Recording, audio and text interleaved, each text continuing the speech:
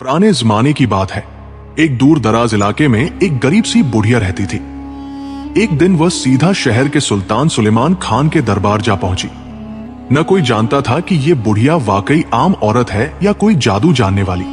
बुढ़िया ने सुल्तान के सामने आकर कहा, ए मेरे मौला, मैं एक बेसहारा औरत हूं। रोजी कमाने के लिए रेत देखती हूं और सितारों का हाल बताती हूं, मगर लोग मुझे जादूगरनी और झूठी कहकर मारते पीटते हैं। हालांकि मैं इन सब बातों से पाक हूं। आज मैं तेरी पनाह में आई हूं, शायद तू मेरी फरियाद सुन ले। सुल्तान सुलेमान खान को यह सुनकर रहम आया और फौरन मुनादी को हुक्म दिया कि बाजारों में ऐलान करे, जो कोई इस बुढ़िया को सताएगा उसे सख्त सजा दी जाएगी। कुछ दिनों बाद वही बुढ़िया फिर दरबार आई और दरबान से कहा कि सुल्तान से मिलना चाहती है।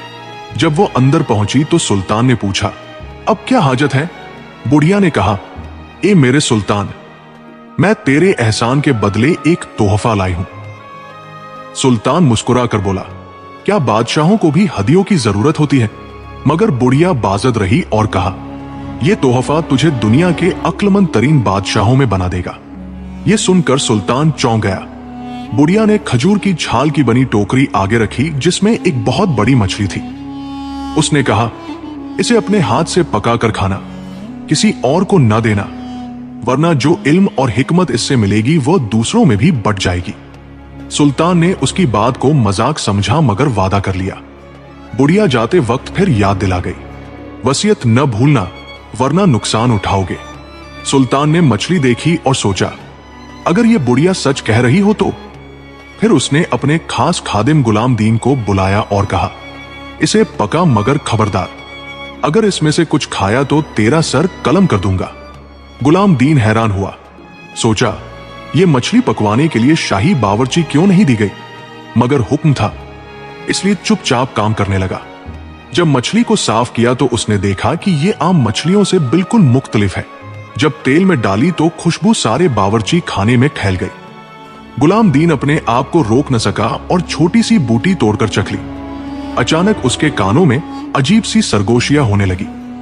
उसने गौर किया तो एक बिल्ली को मछली के पास बैठे देखा, जो कह रही थी, वाह क्या खुशबू है, मौका मिले तो मैं भी इस मछली का जायका चखूंगी। गुलाम दीन घबरा गया, सोचा यह कैसे मुमकिन है कि बिल्ली बात करे, मगर फिर मुस्कुरा दिया और समझ गया कि मछली वाकई गैर मामूली है। उसने अपनी गलती छुपाने के लिए मछली पर मसाले और आटे की तह लगाकर दोबारा तल दिया ताकि सुल्तान को कुछ शक न हो।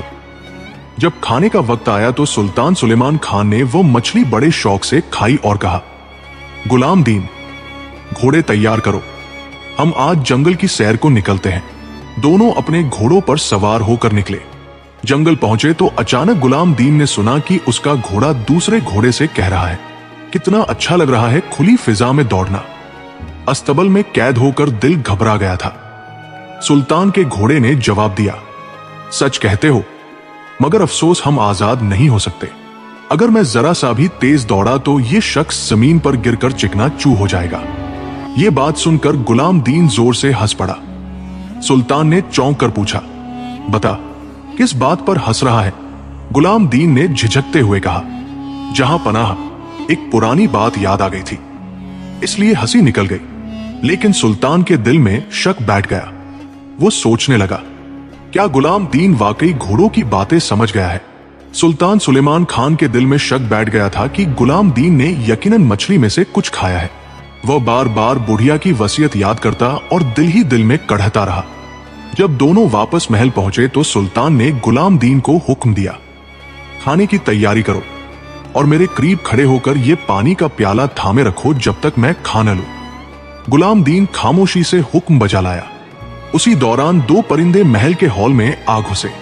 उनमें से एक की चोंच में सुनहरी बाल की एक लट थी। वो दूसरे परिंदे से बोला, ये देख, ये बाल उस शहजादी का है जिसके बाल सोने जैसे हैं।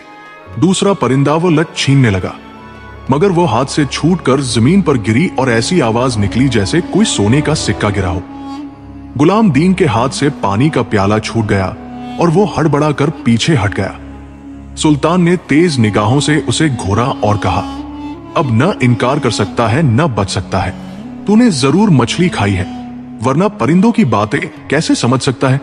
गुलाम दीन कांपता हुआ जमीन पर गिर गया और हाथ जोड़कर माफी मांगने लगा। जहां पनाह, गलती हो गई, शैतान ने बहका दिया, मुझे माफ फरमा दीजिए। मगर सुल्तान ने तलवार खींच ली। जैसे ही वो वार करने ही वाला था, उसकी नजर जमीन पर पड़ी हुई सुनहरी लट पर जा ठहरी। वो रुक गया, चौंक कर उसे उठाया और रोशनी की तरफ देखा। वह बाल सूरज की किरणों की तरह जगमगा रहा था।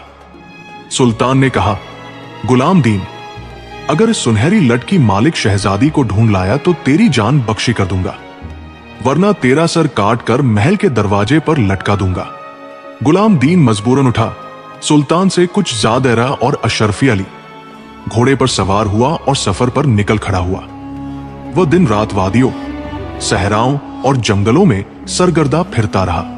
कई दिन की भूख, प्यास और थकन ने उसे तोड़ डाला। आखिर एक रात उसने दिल ही दिल में तौबा की और कहा, अगर इस बार जान बच गई तो कभी दूसरों की चीज को हाथ नहीं लगाऊंगा। उसी दौरान उसने देखा कि एक दरख्त के नीचे आग भड़क उठी है। करीब जाकर देखा तो वो आग चींटियों के बड़े घोंसले तक पहुंच रही थी। हजारों चींटियां अपनी बच्चियों को बचाने के लिए इधर उधर भाग रही थी। गुलाम दीन फौरन घोड़े से उतरा, टहनियां हटाई और मिट्टी डालकर आग बुझा दी। चींटियां खुशी से शोर मचाने लगी। कुछ लम्हों बाद चींटियों की मलिका उसके करीब आई और निहायत बारीक आवाज में बोली, ए इंसान, तेरा ये एहसान कभी रायगा नहीं जाएगा। याद रखना, वक्त पड़ने पर हम तेरी मदद को आएंगे। गुलाम दीन हैरतज़दा रह गया कि ये कैसा अनोखा मंजर है। फिर वह चलता चलता समंदर के किनारे जा पहुंचा। वहां 3 मछुआरे बैठे थे। उन्होंने पूछा, ओ अजनबी, यहां क्या कर रहा है? गुलाम दीन ने जवाब दिया, मैं उस शहजादी को ढूंढ रहा हूं जिसके बाल सोने जैसे हैं। क्या तुमने कभी उसके बारे में सुना है? वो मछुआरे एक दूसरे को देखकर मुस्कुराए और कहा, हां, हम तुझे उसका पता बताते हैं। हमारी कश्ती पर आ बैठ, हम तुझे उस तक पहुंचा देंगे। गुलाम दीन खुशी खुशी कश्ती में सवार हो गया। मगर जैसे ही कश्ती समंदर के बीच पहुंची, वो मछुआरे उस पर टूट पड़े, उसके पास की सारी रकम छीन ली और उसे समंदर में फेंक दिया। गुलाम दीन डूबने लगा। उसने मौत को अपने सामने खड़ा पाया, मगर उसी वक्त एक लकड़ी का तख्ता तैरता हुआ मिला, जिसे पकड़कर वो बड़ी मुश्किल से दोबारा साहिल पर पहुंच गया। हलकान होकर रेत पर बैठ गया और रोने लगा। या अल्लाह, पहाड़ों, जंगलों, दरियाओं सब काट डाले, मगर शहजादी का पता न चला। अब क्या करूं? कहां जाऊं? अभी वह सोच ही रहा था कि अचानक आसमान पर 2 बड़े बाज नुमाया हुए। वो आपस में लड़ने लगे, यहां तक कि एक जख्मी होकर जमीन पर आ गिरा। गुलाम दीन दौड़ता हुआ उसके पास पहुंचा। जख्मी बाज ने कमजोर आवाज में कहा, अगर मेरी जान बचाना चाहता है तो सामने वाले टीले पर जा, वहां कुछ अजीबो गरीब जड़ी बूटियां हैं, उन्हें लेकर आओ। गुलाम दीन ने जल्दी से जाकर पत्ते तोड़े और निचोड़कर उसके मुंह में डाल दिए। चंद लम्हों में जख्म भर गया और बाज सेहतमंद हो गया। वह बाज गुलाम दीन को देख कर बोला, ए इंसान, तेरा दिल नेक है, इसीलिए रब ने तुझे मेरी मदद के लिए भेजा। अब बता, तू इस वीराने में क्या तलाश कर रहा है? गुलाम दीन ने पूरी दास्तान सुनाई। बाज ने गौर से सुनी और कहा, वो शहजादी समंदर के पार नहीं, बल्कि चांदी के पहाड़ में है, यहां से 2 दिन की मसाफत पर। लेकिन मुहतात रहना, उस पहाड़ के गिर्द खौफनाक कीड़े मकोड़े रहते हैं। गुलाम दीन ने अल्लाह का शुक्र अदा किया और अज़्म करके बोला, चाहे जान चली जाए, मैं शहजादी तक जरूर पहुंचूंगा। गुलाम दीन ने जब बाज से शहजादी का पता जाना तो उसने अज़्म किया कि चाहे जान चली जाए, मगर वो अपनी जान बचाने के लिए ये मुहिम पूरी करेगा। बाज ने कहा, अगर तू वाकई शहजादी यास्मीन के दीदार का ख्वाहिशमंद है तो सुन, मैं तेरे ऊपर से परवाज करता रहूंगा ताकि तुझे महफूज रास्ता दिखाता जाऊं। मगर मुहतात रहना, यह सफर आसान नहीं। गुलाम दीन ने बाज का शुक्रिया अदा किया और उसने वो बाकी जड़ी बूटियां भी अपने साथ बांध ली जिनसे बाज का जख्म भरा था। फिर वह आगे बढ़ा।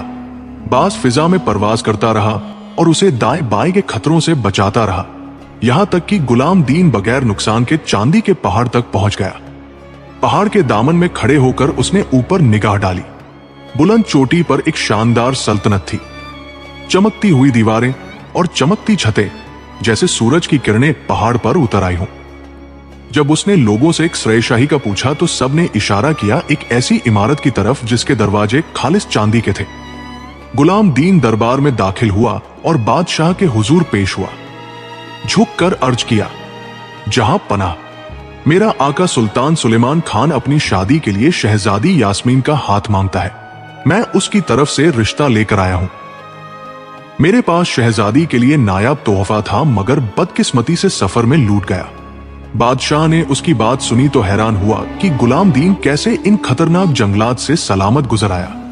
वह कहने लगा, अब तक जो भी यहां आया उसे हमारे गिर्द रहने वाले देवहीकल कीड़े मकोड़ों ने चीर फाड़ दिया, मगर तू जिंदा कैसे पहुंच गया, ये मेरे लिए भी मुआम्मा है। फिर बादशाह ने सख्त लहजे में कहा, अगर तू वाकई अपनी बात में सच्चा है और मेरी बेटी का रिश्ता चाहता है तो पहले एक इम्तिहान पास करना होगा। जा और 3 दिन के अंदर जंगल से 100 ज़मरद के पत्थर ढूंढ कर ला, फिर उन्हें सुराख करके एक हार बना। अगर कामयाब हुआ तो बात आगे बढ़ेगी, वरना तेरा सर तेरे धड़ से अलग कर दिया जाएगा। गुलाम दीन के कदम लड़खड़ा गए। उसने सोचा, यह कैसे मुमकिन है? इस जंगल में जहरीले सांप, बिच्छू और बड़े बड़े हशरात हैं। मैं तो एक ज़मरद नहीं ढूंढ सकता, 100 कहां से लाऊंगा? मगर मजबूर होकर वो जंगल की तरफ चल पड़ा। शाम तक एक भी ज़मरद न मिला। दिल शिकस्ता होकर वह बैठने ही वाला था कि अचानक किसी बारीक आवाज ने पुकारा, क्या तू वही नौजवान नहीं जिसने हमें आग से बचाया था? गुलाम दीन ने चौंक कर देखा तो सामने चींटियों की मलिका अपने लश्कर के साथ खड़ी थी। उसने गुलाम दीन से हाल पूछा। गुलाम दीन ने सारी कहानी सुनाई और कहा, अब मैं तबाह हो गया हूं। न ज़मरद है न वक्त, कल के बाद तो मेरा सर ही कलम हो जाएगा। चींटियों की मलिका मुस्कुराई और बोली, फिक्र न कर, तेरा एहसान हम पर कर्ज है, तू आराम कर, हम सब मिलकर तेरे लिए ज़मरद ढूंढ लाते हैं। फिर चींटियों के जत्थे हर सिमत दौड़ पड़े। जहां कहीं ज़मरद का पत्थर मिलता वो फौरन उसे लाकर अपनी कारकुन चींटियों को देते, जो निहायत बारीक हुनर से उन्हें सुराख कर देती। 2 दिन की मेहनत के बाद तीसरी सुबह जब गुलाम दीन वापस आया तो उसके सामने 100 ज़मरद का एक निहायत हसीन हार रखा हुआ था। वो हैरत और खुशी से रो पड़ा और चींटियों की मलिका का शुक्रिया अदा किया। वो हार लेकर बादशाह के पास गया। बादशाह ने जब देखा तो दम बखुद रह गया। उसने कहा, मैं मानता हूं कि तू वाकई गैर मामूली शख्स है। ये हार न इंसान बना सकता है न जिन। मैंने ये शर्त सिर्फ इसलिए रखी थी कि जो भी मेरी बेटी यास्मीन का रिश्ता मांगे उसकी अजमत और काबिलियत साबित हो जाए, और आज तूने ये साबित कर दिखाया। उसी रात बादशाह ने शानदार दावत रखी। दरबार में अमीर व वजीर, सरदार व शहजादे सब जमा हुए। जब सब बैठ गए तो कमरा रोशन हुआ और शहजादी यास्मीन चांदी के पर्दे के पीछे से नुमाया हुई। उनके सुनहरे बाल झलक रहे थे जैसे सूरज की किरणें बिखर रही हों।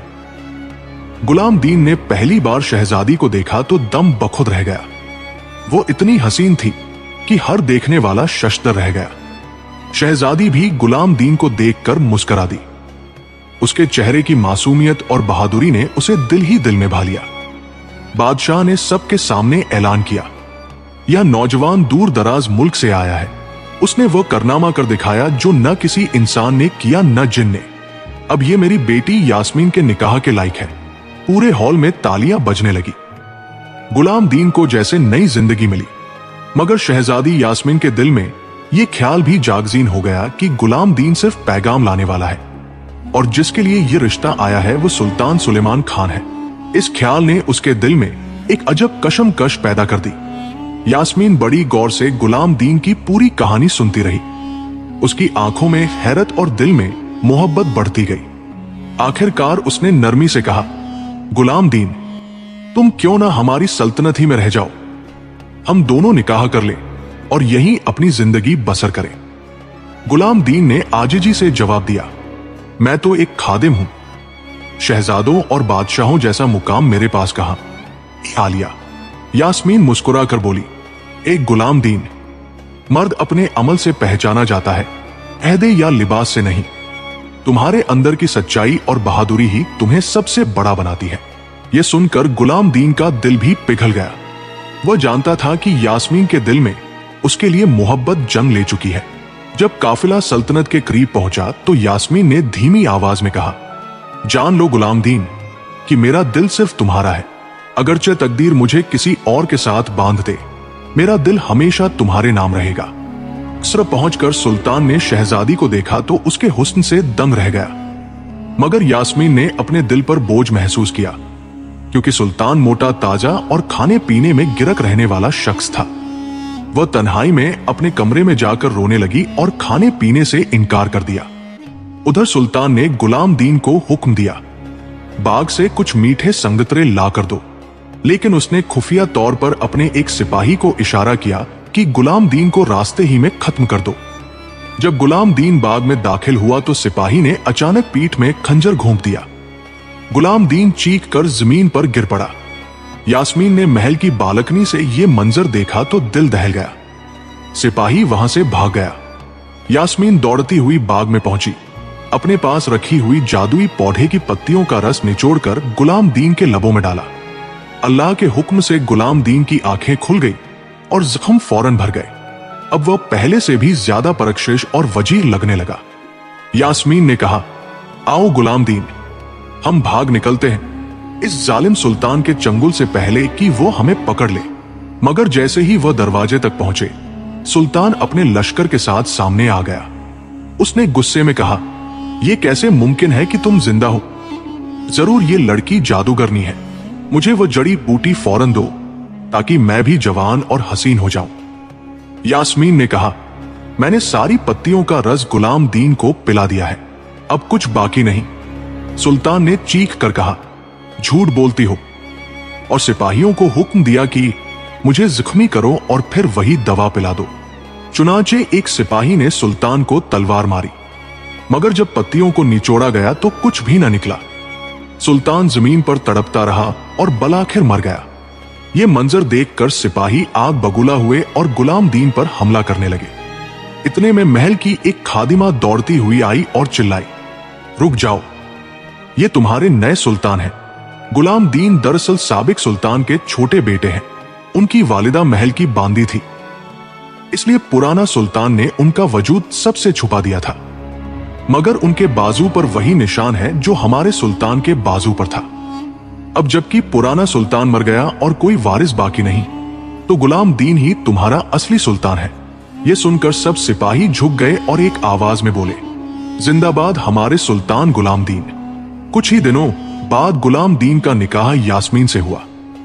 दोनों का रिश्ता न सिर्फ मोहब्बत पर कायम हुआ बल्कि इंसाफ और अदल पर भी। गुलाम दीन को अल्लाह ने कई बेटे और बेटियां अता फरमाई। उनकी नस्ल की पहचान सब्ज आंखों वाले शहजादे और शहजादियां बनी। उनके अहद में रियाया खुशहाल हुई, इंसाफ आम हुआ और हर तरफ सुकून और बरकत का दूर दूरा रहा।